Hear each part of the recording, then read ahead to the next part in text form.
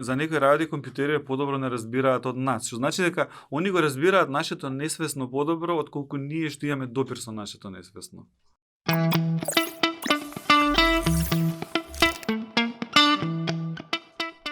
Добар ден или добро утро и добро дојдовте во 103-тото издание на Комкаст. 103-то по повод годишниците на 103.20 на Радио 103. Изминатите денови си значите онака емотивни текстови, иако морам да признам оф топик малку мене 103 ми бил секој пат нешто што сум го почитувал, меѓутоа не сум бил во ние die hard фанови на 103. Ние металците не наоѓавме толку простор таму. Но добро дојдовте во Комкаст, подкастот во кој што зборуваме за медиуми, за маркетинг, за технологија, за се што не обкружува во ова наше дигитално секојдневие. Се надевам дека до сега сте претплатени, сабскрајбнати, сте стиснале follow или што и да е друго на каналот на кој што не слушате. А достапни сме на YouTube, достапни сме на мейл, преку блогот на комуникација.нет и достапни сме секако на аудио платформите кои што се оригинално направени за стримање на музика и подкасти, како например Apple Podcast, Google Podcast, Spotify, Deezer и Anchor. Ако некаде ви недостасуваме, слободно пишете ни, ќе се обидиме да го направиме достапен овој подкаст и таму. Го отвараме 103-тото издание, повторно со гостин, на тема која што јас веќе добри 2 години се обидувам не толку многу детално, меѓутоа интензивно да ја следам. Темата е алгоритми. Од секој пат сме биле ние како креатори на Комкаст и луѓе кои што пишуваат на комуникација.нет обседнати со тоа, со развојот на медиумите, со улогата на медиумите, а денеска под влијание на социјалните мрежи, дигитализација, многу информации и така натаму, алгоритмите се тие кои што цело време се спомнуваат и се обвинуваат или се возвишуваат, односно слават дека се добри или лоши. И јас одрав оваа тема да ја дискутирам со Игор Трајковски, односно admin@time.mk. На Игорова не му е прво гостување во Комкаст и заедно сега евоциравме спомени дека далечната 2012 година прв пат беше гостуван. Игор, добре дојде повторно после 9 години. Фала за поканата. Рековме дека нема да дискутираме толку многу за Time.mk денеска, меѓутоа, чисто во насока на представување. Ти си Игор, ти си креаторот на Time.mk. Накратко, што друго би додал ти во оваа 2021 година во твоето CV? Како би се представил и како се представуваш сега? Се представувам, се уште како основач и администратор на time.mk. Исто сум така коосновач на уште еден стартап од јануари оваа година. Тоа е на друга тема, некоја со оптимизација на транспорт за амерички пазар. И професионално тие две ми се активно. И да речеме, некогаш и кога се опишувам и као поранешен професор на финки, уште ми лежи на срцето. Така, не си активен. Не сум више, не. Добро. Јас знам дека ти си еден од, да речеме, грубо речено, ретките или луѓе со кои што може реално да се дискутира на тоа на страна од техничкиот дел, меѓутоа товарот што го носат денеска програмерите или инженерите или кодерите, како и да го наречеме. Уште многу рано, во твојата кариера се бореше во име на Google со разноразни човечки и нечовечки ботови, кои што требаше да надвладеат едни на други, да се надежат меѓу себе. И уште тогаш размислуваше малце повеќе понадвор од код. Значи размислуваше како тој код влијае во општеството. Затоа и Time.mk веројатно е толку успешен колку што е денеска. Кој е твоето гледање на најопшто можно ниво денеска на односот помеѓу алгоритмите и нивната улога во општеството, алгоритмот и ние како корисници од другата страна? Во секој случај потребни во ова време на хиперпродукција на информации и податоци од сите страни, потребни не се некакви системи кои што ќе направат некој ред. Некогаш можеби да е погрешен тој ред, но некаков ред мора да постои, затоа што не можеме све одеднаш паралелно да слушаме. Некаква селекција, некакви филтри, некакво групирање, некакво рангирање мора да постои. И сега кога ќе го направиш тој систем каков и да е, се јавуваат генерално два непосакувани ефекти за дизајнерите на системите. Едно е во однос на транспарентноста, како го прави тоа, затоа што доколку се обзнан и тотално транспарентно се прикаже, тогаш неминовно доаѓа до лесна манипулација на системот. Односно, актерите во играта ќе пробуваат да максимизираат точно по тие параметри по кои што е направен системот за како ги средува, филтрира или рангира информациите. Доколку, например, па не се прикаже таа транспарентност, секогаш постои као обвинување дека има некаква манипулација или па некогаш дури не е ни намерна манипулацијата, односно нема чисто објаснување, туку се само како black box системите кои што даваат резултат што како да се рангира, да се прикаже, и останува така како горчлив вкус во устата на ентитетите внатре што се рангираат, што се да зашто сум јас на оваа позиција или зашто сум овде или онда. Значи, кога ќе спомнеме алгоритми, веднаш на прва ни текнува на Facebook, на TikTok, на Instagram, на Google и така натаму. Меѓутоа, во светот жестоки дебати се водат на алгоритми кои што одлучуваат за вработување, одлучуваат за здравствено осигурување, одлучуваат за реакција, брза реакција во некакви непосакувани ситуации, одлучуваат за еден куп други сегменти од нашето функционирање кои што за жал или за среќа ние се уште ги немаме во нашето општество дигнати на тоа ниво. За прием на факултет, И таму многу почесто може да се зборува баш за таа транспарентност, за таа оштета, за тие да речеме обезбедување на основните човекови права, затоа што можеби некои од тие алгоритми и програми не може лесно да детектираат еден тип на кожа, еден тип на лице или се имуни на некакви параметри кои што не може да ги квантифицираат и така натаму. Така да чисто сакам да ја проширам темата зашто кога зборуваме, алгоритмите и односот ние како индивидуалци со алгоритмите, дека е многу повеќе од TikTok и Facebook и Google. А ние од тука многу ретко сме свесни за тие работи. Јас истражувајќи, читајќи на овие теми, открив цели организации непрофитни кои што се занимаваат со следење на тие алгоритми, на тие принципи по кои што се работи во развиените земји. Дури има една, мислам, алгоритам Watch, дека се вика, или алгоритам Transparency, друга и така натаму, кои што на сериозно ниво влегуваат во етиките на одлучување и како тоа функцира. И сега ти спомна, значи, со кои предизвици вие како да речеме технички лица се соочувате. Значи, вие имате некаков сет на сигнали дигитални кои што треба да ги преведете во тоа што општествено значат за треба и да ги најдеш сигналите прво. Како представува тој предизвик? Значи како оди тој предизвик? Еве си имал ситуација, имаш ситуација, ги следиш тие работи. Значи кои предизвици се прво ти како техничко лице да ги детектираш, да ги преведеш на некој начин и после да изградиш систем кој што треба да биде одговор. Па нештото најчесто иде итеративно. На почеток се прави некоја прва верзија на системот кој што некако работи и гледаш недостатоците. Значи најчесто има во многу работи више одредената работа што сакаш да автоматизират и ја прават луѓе.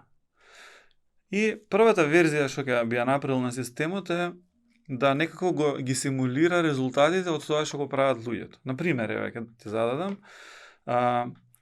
US News што дава рангирање на универзитетите во Америка, после го прошира и цел свет. Првата верзија ја правеле луѓе. Односно, немало некој machine learning или data mining некој огромен, туку земале одредени параметри за да ги изселектира универзитетите да се поклопат со општественото мислење дека Стенфорд, MIT, Принстон и овие дека се најгоре. И првата верзија било така, но од кога ги објавиле тие параметри за како го прават тоа, наеднаш универзитетите почнуваат да инвестираат во тие параметри или некако вештачки да ги прикажуваат тие бројки, да ги тюнираат, да оптимизираат, да идат нагоре. И се искривува целиот процес. Најекстремен пример имаше да лани, мислам дека беше, некој универзитет од Саудиска Арабија се појави дека е 7-ми најдобар универзитет за математика во светот. И као, и тоа у 2 години од формирањето. И целото тоа го свеле на тоа да ги исконтактирале најуспешните објавувачи на математички трудови за да дојдат на 3 недели, ама за нека огромна плата, некои $100,000, на 3 недели да дојдат на нивниот универзитет да одржат некои предавања и услов во нивниот affiliation да го стават и универзитетот на Саудиска Арабија. Затоа што они знаат дека во рангирањето е колку публикации има, а овие више научници више се affiliated со тој универзитет и автоматски он испадна пред Кембридж и пред MIT во тие листи за математика. Така што тоа е најблатантен пример за како се искористува кога имаш тотално транспарентен систем, како се прават работите. Сега, инаку, чест проблем за овие системи е што секогаш тие некако пробуваат да реплицираат го минатото, затоа што самиот машин лернинг алгоритам види што било, како се одвивало претходно и направи во иднина да го правиш истото. И некако сите грешки или недостатоци или дискриминации или шо и да е, некако што го има во тие податоци врз кои што се учат стварите, ќе се реплицираат неминовно во еднината, зашто алгоритмот не... А освен ако ептен експлицитно не влезеш да некои морални, етички норми да воведеш, ќе го реплицира тоа врз кој што е он учен. Така што, например, ако сиромаш делица во минатото не можеле да вратат некој кредит или не можеле ради X причини да го завршат факултетот, алгоритмиве те нема да им дозволат на нив во иднина да добијат стипендија за да студираат или кредити, автоматски они остануваат у својата дупка на тоа ниско општествено ниво заради тие алгоритми, зашто они очекуваат дека истото ќе се случува во иднина и многу е тешко да излезат промени да се направат.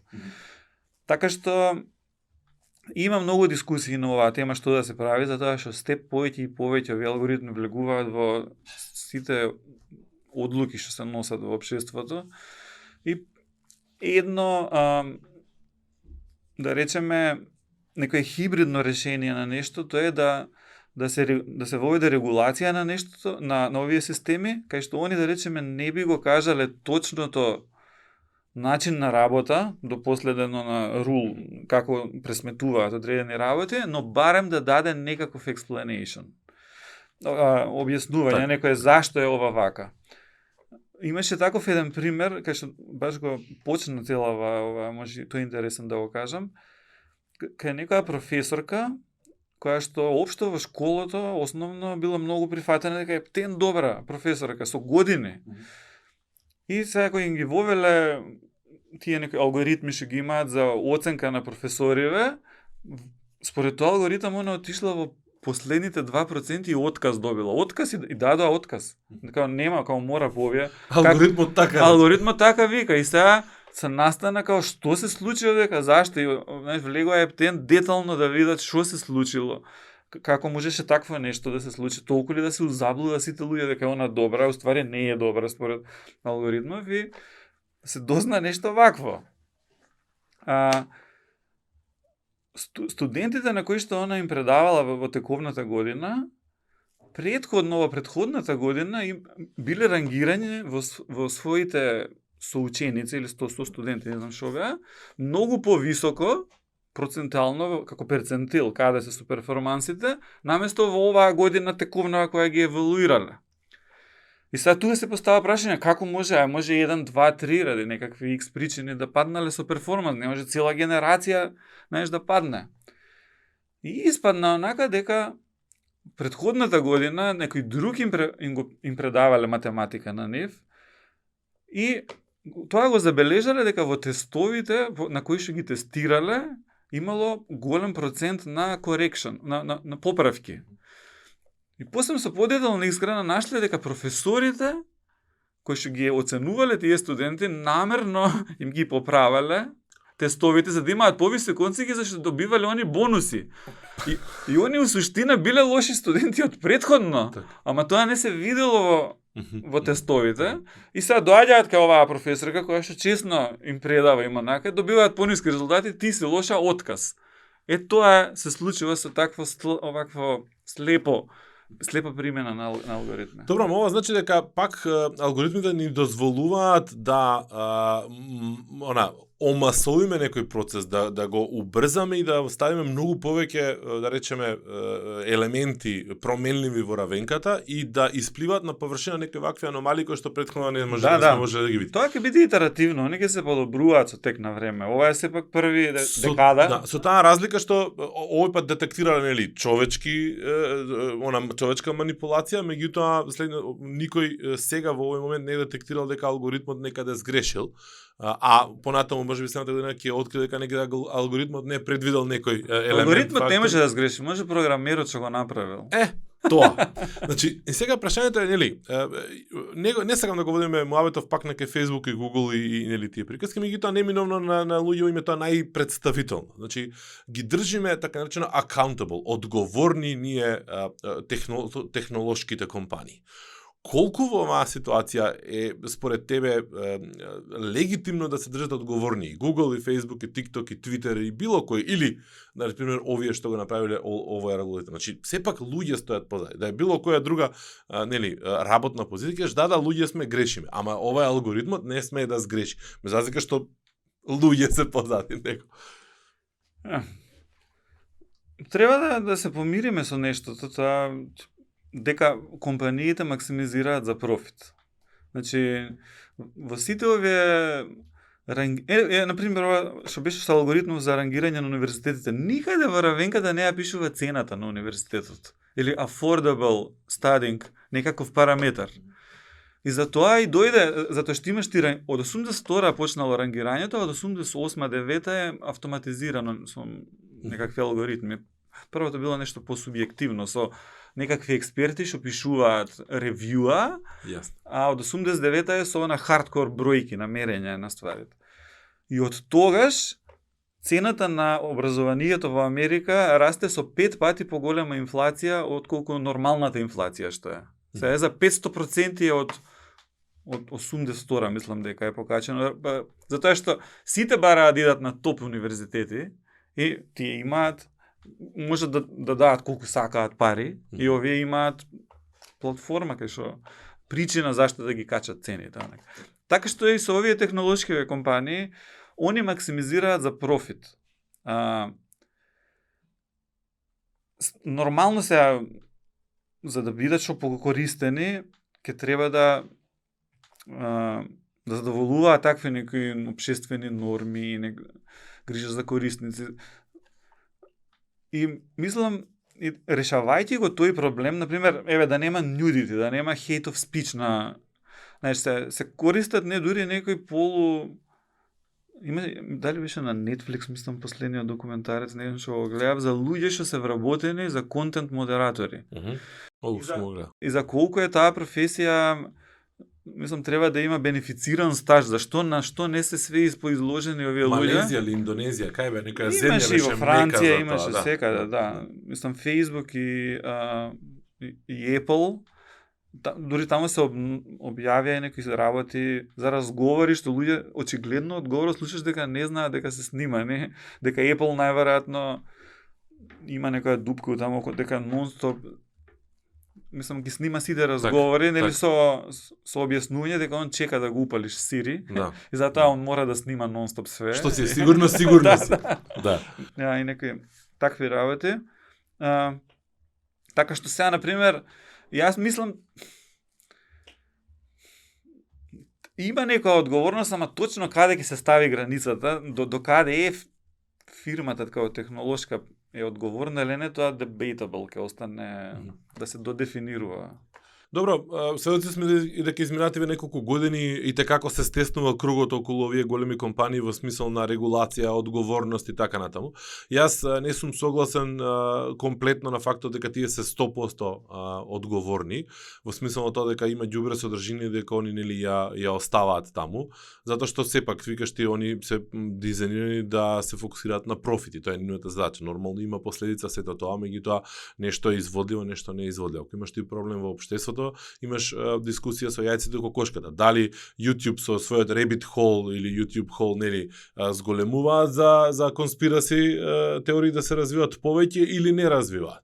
Имаше некои студии кои што излегоа, барем јас ги прочитав минатата недела, дека имаш ти, да речеме, отприлика нека груба бројка, четвртина или третина од општеството во Америка верува во такви некои теории на заговор и тоа се студии кои што од 80-ти години, 1980 години навака се спроведувале и ден денеска се уште истиот процент на луѓе кои што веруваат. Само што сега не се едноставно повидливи, потранспарентни. Така да отвора дебата дали тоа што YouTube, Facebook и така натаму дозволуваат, охрабруваат, односно стимулираат на некој начин таков тип на не верам дека нека активно седи таму да го стимулира. Има може актери што го користат мрежата. Токмуто. Намерно да го прават тоа, но мислам дека е тоа бајпродукт на целиот продукт. Да. Дека например доколку имаме некаква метрика да се измери колку позитивно нешто носи целата платформа, све на дистрибуција на знаење, инстант, ова што кида на YouTube, што ќе слушаат,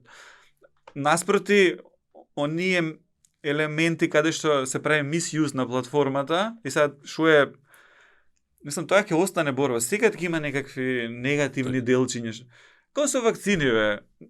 Ставаш вакцина, ке 10 милион ке пројде, ке 20 имаме проблем. И сега да укинеме ова вакцината. Добро, да, ние како луѓе реагираме на негативните работи многу повеќе, мислам во секој случај. И сега тука приказката е колку ние како крајни корисници имаме активна улога во учењето на алгоритмите, пошто ја го сваќам тоа како однос. Значи, јас седнувам и посветувам време на TikTok, на Facebook, на Instagram, да искликам тоа што ми интересира, тоа што не ми интересира, да сватам како функционира малце од малце во алгоритм, зошто некои работи ми се покажуваат, и ако сакам или не сакам, што треба да направам за да не ми се покажуваат, за да може моето искуство да биде подобро таму. Значи, не оставам слепо да само кликам и да се чудам зошто вам случува. Меѓутоа, најголемиот дел од луѓето, предпоставам, не го размислуваат тоа толку активно. Не гледаат толку активно на овој однос помеѓу индивидуалниот корисник и алгоритмот.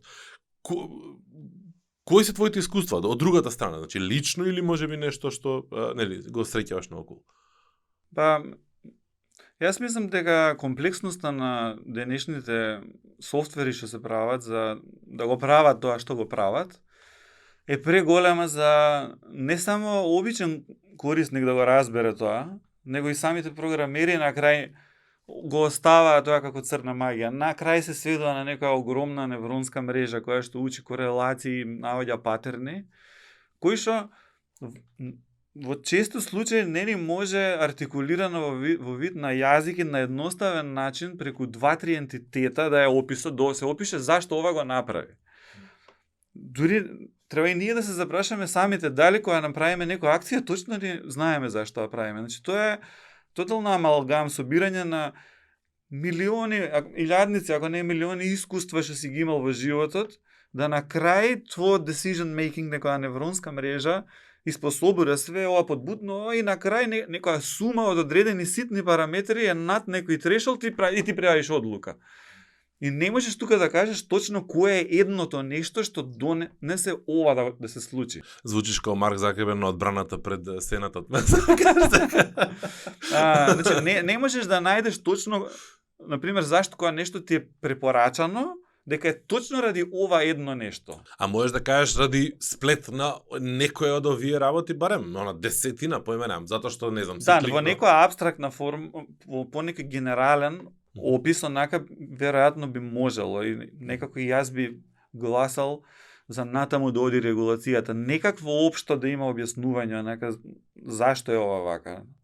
Например, заради твоите генерални преференции спрема нешто, не точно ради дека ова го направиле, дека се сретна со овој човек во Лондон на железничка и ве слушав, зборевте за тоа и тоа, или такво нешто еден елемент, туку како е изграден профилот.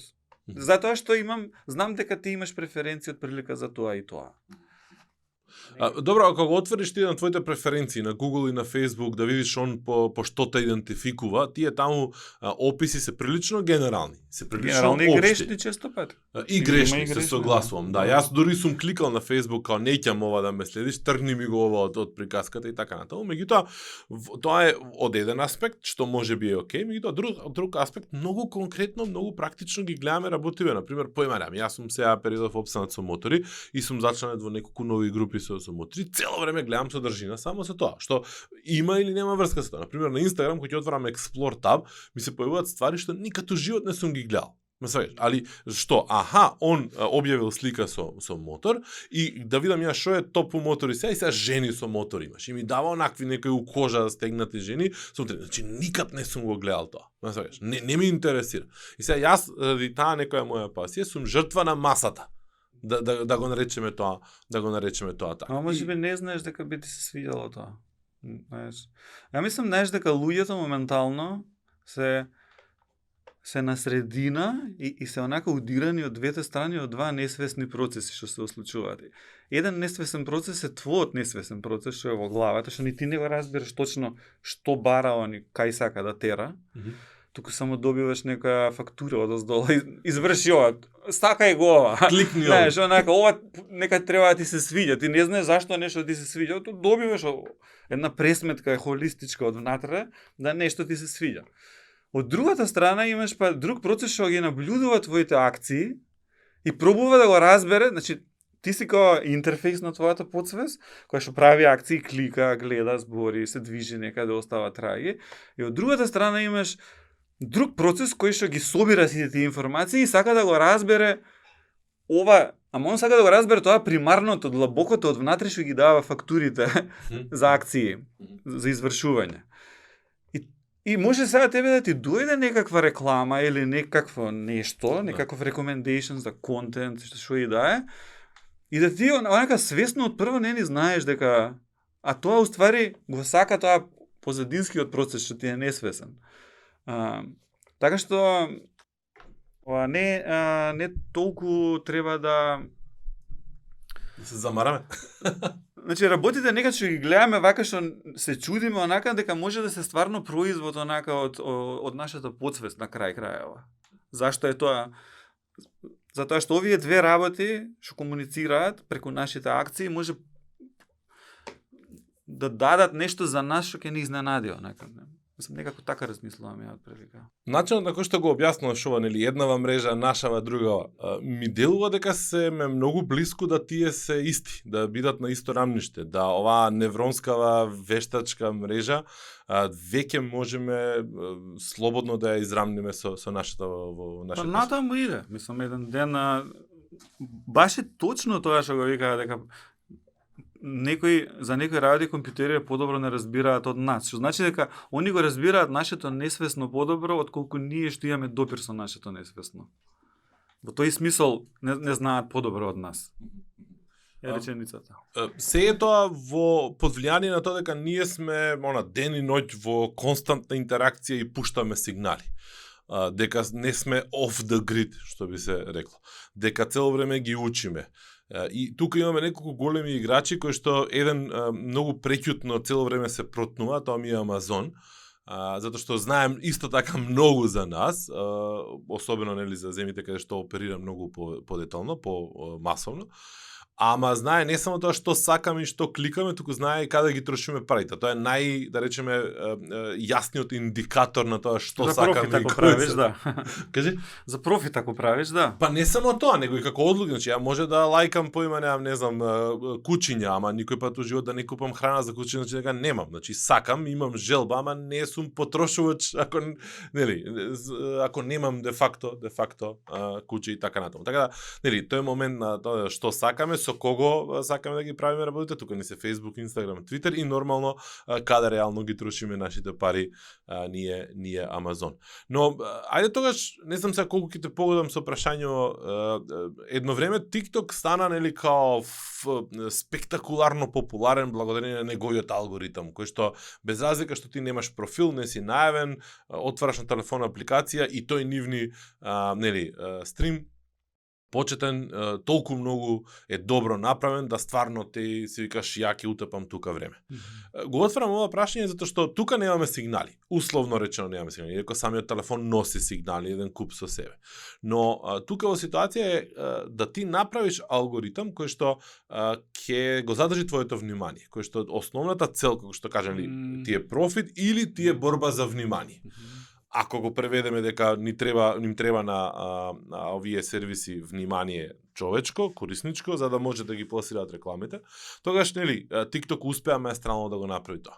Колку е тоа на граница на неетички, на подло, на преварантски, затоа што ти правиш код и ти доаѓа, кој доаѓа? Доаѓа маркетер, доаѓа behavioral, не знам, научник, доаѓа газдата и ти вика слушај, овде правиме пари, направиш што и да треба да направиш, па макар и ги тргнал копчињата од овде од онде за да луѓето останат поише. Како оди тој процес? Пошто ние ги обвинуваме, ги обвинуваме програмерите, ама добиваат и они наредби од некој. Нормално да, програмерите не одлучуваат за тоа, мислам. Сигурно primary goal кој им е да максимизираат профит и од тоа, мислам, тоа го имам видено лично на конференција, не знам која беше, каде што излезе типот со Netflix и кажува за целиот пайплайн, како им иде, за како учат од корисниците, како им ги менуваат сликите, насловите, за да видат што поише пали, како и ти, например, ако сакаш одреден тип на филмови, тоаш целот сликата за филмот што ја гледаш е различна ке секој човек, ако не знам дали да приметите. Знам. Слушателите. И така и оптимизираат и еден испаѓа онака од публика и вика вие се трудите као за подобар user experience, ама до каде завршува user experience? Да, они дали го дефинираат user experience за што поише ќе бидат на нашата мрежа, на тоа на крај се сведува, а не е за добробитот на човекот. Прашањето ми беше кога као на Netflix избадне, гледаш 6 епизоди, излези малце надврна, таква порака да излезе на Netflix, тогаш можеш да кажеш дека има некакво по-така холистичко грижење на компанииве за луѓево. А додека они тој user experience и колку се грижат за нас, го сведуваат за колку време јас ќе бидам на нивната мрежа, не е многу. Имаше еден многу добар текст пред неколку недели објавени кај нас на преглед во петок, на Mashable еден тип колумнист имаше пишано како зошто е гневен на Netflix, на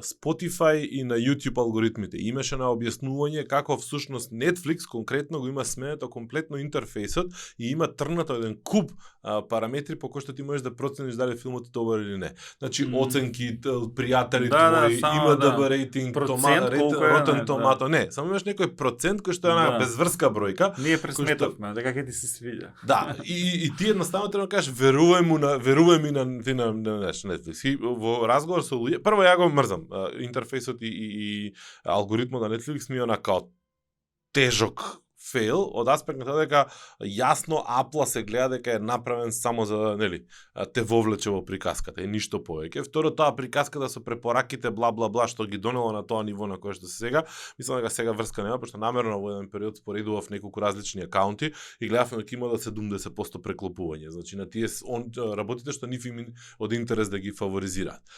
Читав постоа начин на тоа како одлучува Netflix дали да продолжи некоја серија да снима или не. И имаат параметри по кои што мерат број на гледаност, број на догледувања во период од 30 дена, во период од 60 дена и така натаму, значи на цели серии, на цели сезони и врз основа на тоа носи одлука дали ќе снима следна или не. Нормално тука во математика влегува и колку кошта таа серија за да се направи така. И многу ретко сега се гледа повеќе од 2 или 3 сезони, особено ако е малце поскапа серијата. И бев корисник на HBO, гледам нешто и на Apple Plus и гледам дека на различен пристап континуира. Дури веќе има и анализи кои што викаат дека Netflix оди во надолна линија. Значи сега се закануваат дека ќе го променат моментот дека можеш од повеќе уреди од една sharing passwords и така натаму да го забранат, затоа што имаат стагнација со раст на корисници и сега се обидуваат да нели одгатнат внатрешно да направат. Јас континуирано тоа го зборувам и на студенти и на луѓе, особено кога сакаш да најдеш објаснување зошто нешто прави сега Netflix, YouTube, Facebook, TikTok, follow the money. Нема ништо друго. Да. Значи, стигнавме да го продискутираме алгоритмите општо, ние алгоритмите и нели да речеме улогата на компаниите големи и одговорноста и слично. Меѓутоа, малце спомнавме околу контрола. Овде имам поставено уште една подточка за муабе, тоа е промената на моќта. Дали сега реално моќта е кај технолошките компании? Дали тие де факто носат одлуки за промени во општеството, пошто сега гледаме на Facebook му вадат еден куп муабети дека во онаа земја не реагирал за не знам пуч, во таа земја помала, во оваа Америка беше доскоро, нели? Или едноставно кој е твоето видување? Моето видување е дека да речем оние се највидливи ентитети за контрола. Например, ти зашто секој ден го палиш Facebook, на телефон, Twitter, не ќе ги гледаш тука и имаш некој капацитет до негде да сватиш што можат да направат, да цензурираат, да промовираат одредени ствари и нас не изгледа тоа дека ама да речеме мислам дека во позадина уште и сега да имаш одреден потенцијал да бидеш како the bad guy. Онака, но сега дали се они најлошиот играч во све, дали можеби некој политички сектор или банкарски сектор е уште полош од нив и како сега да ги измериш колку банки со тие манипулирања со што прават на берзи. Дали тоа на крај колку ни влие на нашиот живот или самиве технолошки компании, не можам да одредам. Дали се они најлошото нешто на планетава сега, моментално, или нафтени компании или whatever, нешто, мислам, прехранбена индустрија или нешто. Дефинитивно се на пик затоа што се очигледно моќни. Мислам, да. тоа е не но да го измериш тоа релативно во однос на некој поголем систем, колку се они кај се наоѓаат, не знам како би го направиле тоа.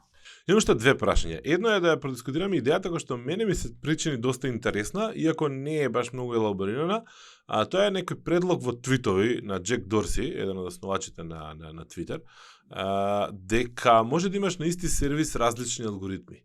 Ти имаше нешто вакво слично на TimeMK, да речеме однапред си ги согледувал опциите, и не беше аутсорс, не беше друг надворешен човек да направи. Како гледаш на тај да? Супер, еве го дейтасетот, еве ти, не знам, API, мапи, што и да е, и сега можам ја Twitter да го гледам врз основа на алгоритмот на некој Игор. На некој, да.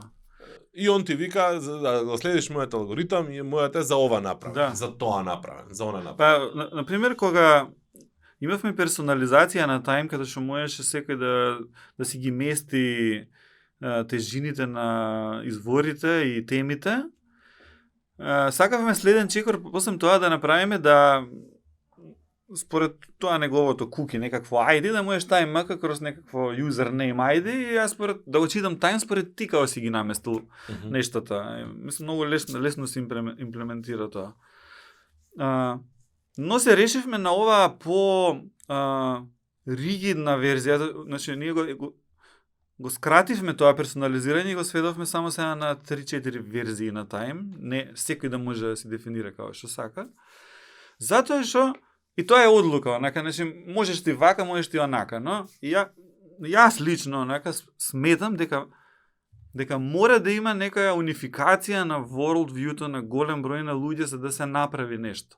Доколку имаме таква фрагментација на тие bubbles на луѓе кои како ги гледа нештата, мислам дека не може да се направи таква кохерентна сила на некакво движење, на некое исто мислење за нешто да се пушнат работите.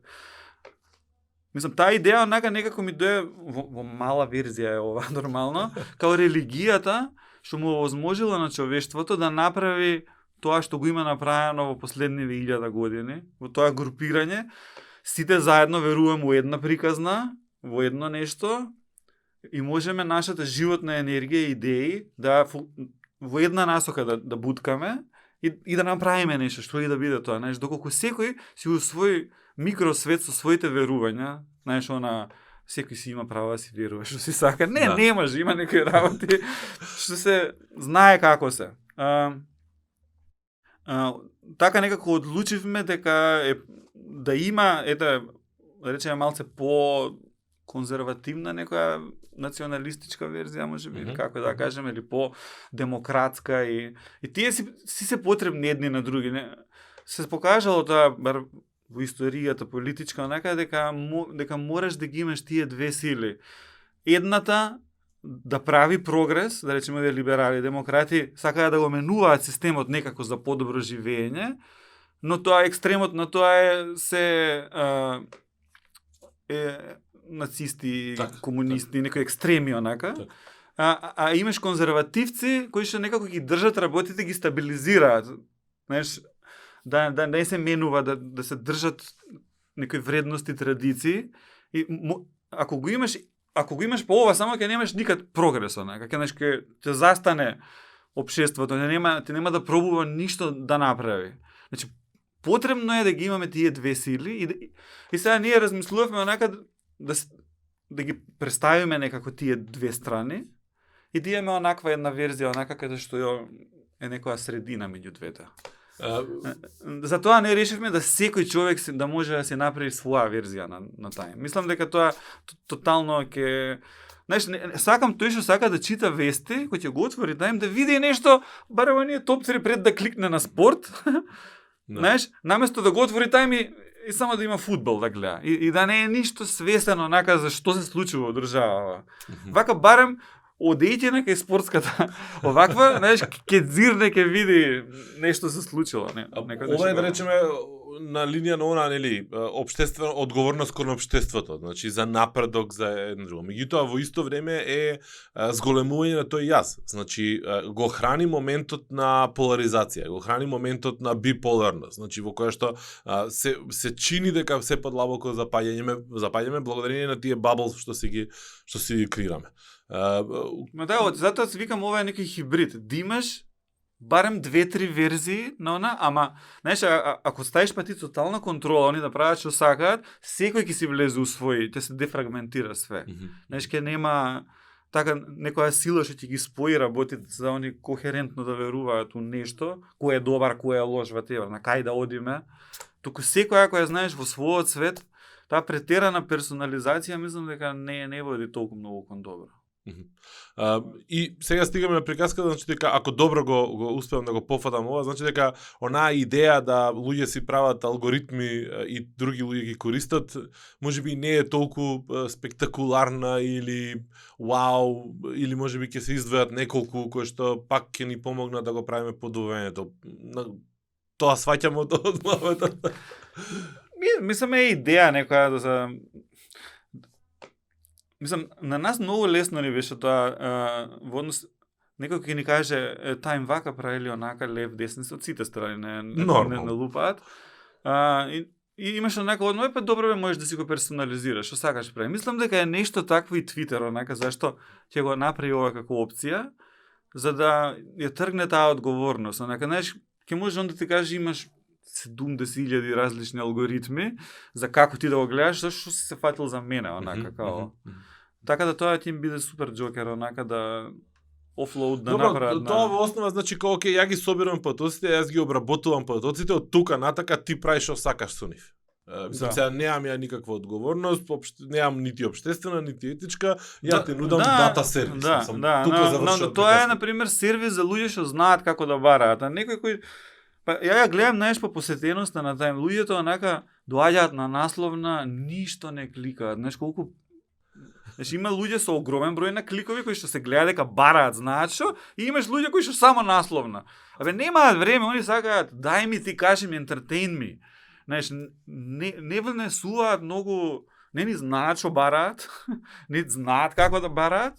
Знаеш, едноставно доаѓаат на сајтот на сервисот што и да е и сакаат да им биде сервирано нешто интересно. Што ќе правиш со тие луѓе? А тие се веројатно доминантни. Доминантни се тие. Мал број на луѓе знаат што сакаат. Што значи ова дека луѓе доаѓаат на тајм и не кликаат ништо понатаму? Насловна. Мислам, отварат насловна и имаш друга група на луѓе кои што кликаат a lot. Знаеш, и на крај се сведува на некои си 3 клика по визит у average 2,7 мислам дека е на визит. ама е така изместено, имаш со по 2-30 PageViewer юзери и со еден. Не можам да не те прашам, иако рековме дека ќе стоиме на страна Time. Колкава е зачестеноста на луѓе што кликаат во едно гнездо, значи во една група на вести, на повеќе исти, значи на повеќе извори од една иста информација. Ме сваѓаш што да прашам. Да. Што сака една кластерот да го видат кластер, да. Знаеш да видат она мала. Не. Што ќе им даеш тоа Првиот тој го 90%, над 90%. Добро. Малци има луѓе што знаат да бараат или знаат што бараат. Веројатно не сакаат да бараат, или? Не знам, само оптимистичката варијанта у мене вика. Мислам, многу луѓе него не разбираат усе уште концептот на агрегатор, што значи онака. Дека тие вести се поврзани, слични. Кој е, ајде, нели, имаш ти зацртана цел. Сите компании кои што работат со алгоритми, кои што обработуваат потоци, имаат зацртана цел.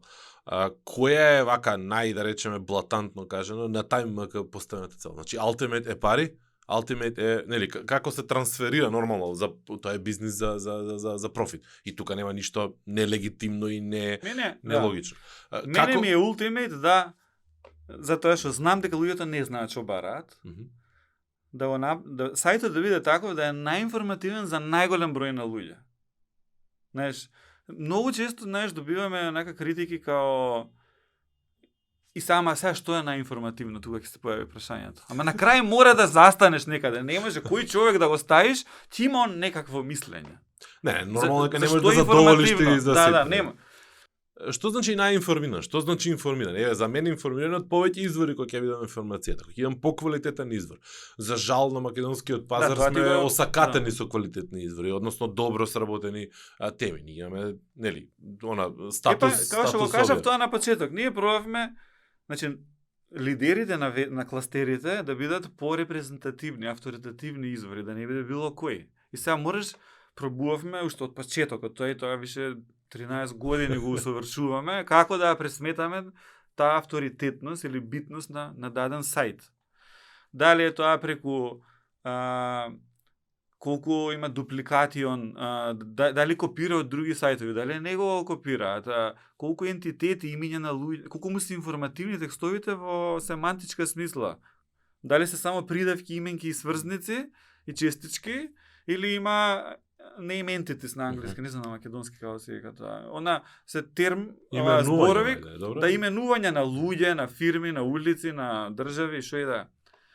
И еден куп такви ствари имаме. Колку на одреден, дали на нешто што е голема тема, секогаш што и нешто има пишува да каже, или има голем број на теми кои што ништо не пишува, што е сигнал дека цензурира нешто и ако е цензор и не покрива све што е големо, тие ги казнуваме. И има многу параметри, многу пейпери, ресърч се прави нова, колку што стегнуваме, следиме онака да ставиме. Колку често вие го менувате алгоритмот, го надградувате и колку, да речеме, дали постои некаков оптимум во таа приказка, значи освежување, затоа што се менуваат интересите на виките на луѓето под влијание на куп други работи. Значи дали земате предвид сега Инстаграм направил Reels, овој направил тоа, навиката е вертикала, не е хоризонтална, нешто се сменило, пишале опис, дали го осеќате тоа кај вас? Мислам, веројатно навиките се менуваат континуирано под едно или друго влијание. Колку често тоа ве форсира вие да? Во однос на дизајнот, кој се забележа, нема некои примени со год 2013, мислам, ништо не е овој дизајн. А во однос на алгоритмите има промени, но мислам, например, во однос на периодот на каков тип на вести имаме неколку мода на тајм во како може да работи. Например, за избори имаме посебен еден мод, кај што е битно брзо новите работи да испаѓаат, кој има на вечер на избори, кога има резултати, некоја вест што е 3 сата стара, нема поента у тој момент. Значи, мора да е агресивен алгоритмот за нови работи. Например, после 12 до 6 сабајле поинаку работи тајм, сега малце издавам некои ствари, ама окей. Ќе го исечем. Да, затоа што и тамо некои медиуми научиле дека после 12 никој не има ни постираат и тамо се стават на прво место и чекај. Знаеш, им најавме некаква лек на таквите навечер што крадат кликови, онака. И такви, например, во однос на овие соопштенијава што за колку има починати со коронава, што се, тоа све се копии едни на други. И сега да направиш разлика, што е разлика помеѓу соопштение од ВМРО или од СДСМ и соопштение од Министерство за здравство, зашто овие со здравство сакаш да ти бидат топ теми, а овие нонстоп ги има по 20 на ден пуштаат едните и другите и цел тајм ќе ти биде нонстоп со такви. И сега да направиш што е специфично за овие. Знаеш, има такви работи што ги решаваме, што испаѓаат како што тече времево. Добро, кој ги алармира овие? Значи ви кажуваат корисници, вие сами ги анализирате, ги гледате нели како излегуваат, што излегуваат? Па дел сами како зашто јас го читаме тајм и гледаме за нешто што сме информирани дека е битно, а го нема. Например, испаднале резултативе за ова ново заразени, кај нас го нема како топ тема. Знаеш дека нешто треба да го смениш алгоритмот. Не е уреду тоа. Или па читаш на Твитер, се жалате, ова го нема, ја ќе видам што е таа вест, каде, зашто е кај нас бутната вамо е, не е тамо, дали е основано тоа или не. Така што има фидбек онака за што го собираме од сами, од корисниците, за да ги менуваме работите онатре. Јас многу често на луѓе им велам, дури на клиенти, на вако дека, знаеш, као вебсайт е жива материја. Немал алгоритам во позадина, она е жива материја. Значи, кога еднаш ќе го направиш, он почнува да живее тогаш. Не умира, не замрзнува, не стои така, него едноставно тогаш почнува да живее и ти треба да го работиш, да предвидиш ресурси, да следиш во околина што се случува. Особено ова важи за ваков тип каде што се минути прашања, сајтови. Да. Игор, ја стварно ушивав ептен. Многу и повеќе зборував од што сакам и планирам, затоа што ми се темите онака баш драги и сакам да ги дискутирам. Многу ме радува кога ќе најдам луѓе кои што размислуваат за овие работи, кои што не се слепо само следбеници на оваа приказки, не се замарам, идам на ваму, идам таму, правам ова, правам она, а цело време се нешто незадоволни. Цело време ова не им чини, тоа не им чини, она чекај малце, размисли. Како ти би го направил тоа, какви проблеми би имало? Знаеш, предизвиците јас ги согледувам, ги гледам, делумно. Многу параноја постои, дека знаеш се прво и најлесно објаснување за зашто нешто, кога нешто не е како што они сакаат, е дека некоја партија или некој ентитет нешто убешал прсти, дека не е до процесот, алгоритмот така е направен и он така ги прави работите, туку дека има кеш негде платено, дека негде е наместено нешто. Па тоа е дефолтот, тоа е најстандард, најсигурниот начин. Одма, си го решил проблемот. Игор, ти вети дека од кога ќе завршиме со овој муабет ќе си ја преслушаш еднаш од 2012 епизодата и ќе согледаш разлика помеѓу ставовите, искуствата и мислењата. Јас ти гарантирам дека ова нема да биде последното твое гостување во Комкаст, затоа што темиве секако ни се онака актуелни и муабетот е супер. Ти благодарам уште еднаш за гостувањето, се благодарам на сите што успеавте да слушате до крај и повторно да повторам, значи subscribe, like, share, клик, follow, што и да таму тоа значи, комент, односно коментирај, што и да те прави тебе среќен за да го научиш алгоритмот да ти го покажува нашиот Комкаст многу почесто онаму кај што треба да го гледаш. Ти благодарам уште еднаш, Игор.